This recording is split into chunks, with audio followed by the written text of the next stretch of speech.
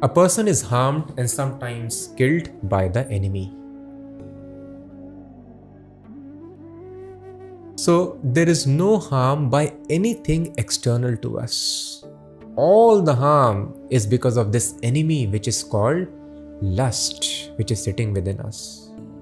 What is this lust? Krishna tells, Kamesha Krodesha Rajaguna Samudbhavaha. When a living entity becomes forgetful of God, comes in contact with the material nature, then the tendency of loving God gets transformed into lust. Just like the milk is transformed into curds.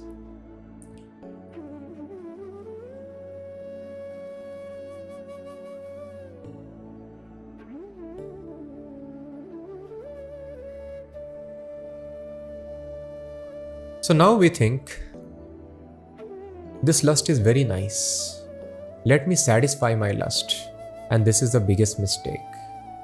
Why mistake? Because Krishna is telling here, Dushpurena analena cha. Dushpurena means it is never satisfied. As we discussed previously, it is like itching sensation of an eczema patient who is having wet sores on his body. If you try to scratch it, the sore worsens. Itching increases and ultimately it starts bleeding. In a similar fashion, the lust is never satisfied. Have we not experienced?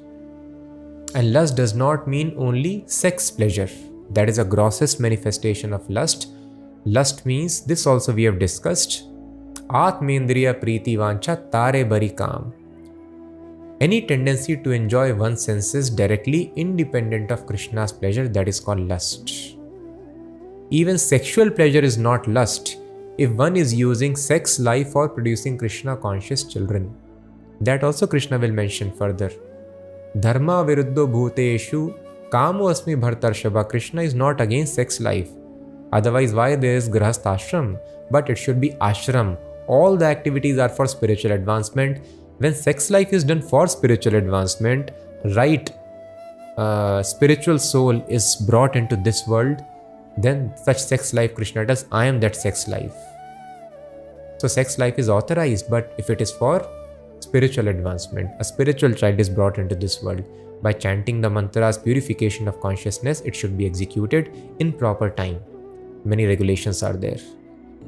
But if a person tries to enjoy sex pleasure just for personal gratification, then that is called lust. If a person enjoys any of the senses for one's own enjoyment, then that is called lust. Atmendriya Priti Vancha. Even desire for name and fame, prestige in society, that is also subtle form of lust. Any kind of tendency of independent enjoyment is lust. And we think, oh, if I satisfy the demands of tongue, skin, genitals, or mind, name, fame, I will be satisfied. But have we not experienced we are never satisfied? We want more sex, sex with different partners, with different genders, with different species also.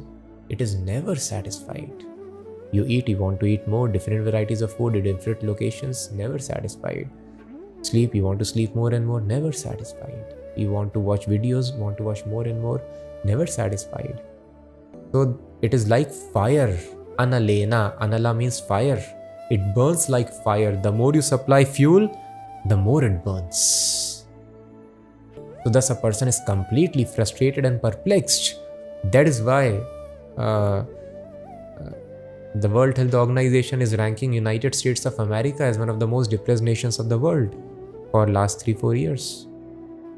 Why? They have so much GDP, so many nice technological advancement, most advanced defense mechanisms, nice warships, nice commandos, everything. And even unemployed person is having so much of money, nice education, state education, nice healthcare, everything is there. But why depression? And we have seen in our life also, lust never satisfies. Now you have 10 million rupees, you want 100 million. And why the most intelligent people are not able to understand? Because Krishna tells,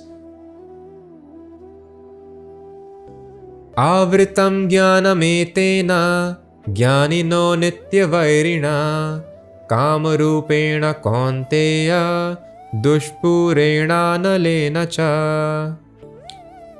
Thus a man's pure consciousness is covered by his eternal enemy in the form of lust, which is never satisfied and which burns like fire.